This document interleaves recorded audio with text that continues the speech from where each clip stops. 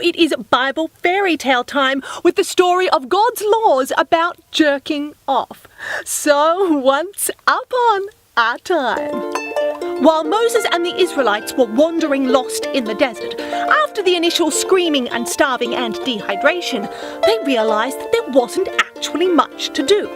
So, the men decided to take some advice from a self-help guru and started loving themselves, often multiple times a day.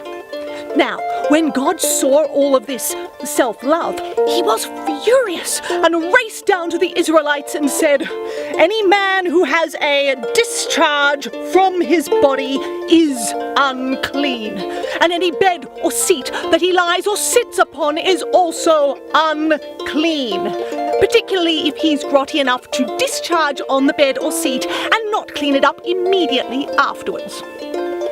And when the women in the crowd heard the Lord say this, they were amazed, because there was actually a law that God made that they could finally agree with him on.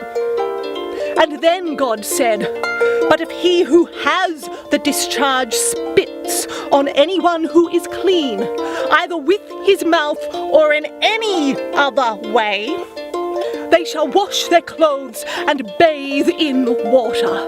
And the women were like, "Actually, can we just add to that law a bit? Can we also say that the actual appendage that has the discharge can only come out by invitation only? Like no spontaneous nudie runs, no sudden helicopters, and no puppetry of any kind. It's by invitation only and for a specifically designated task. Otherwise, put it away and nobody wants to see."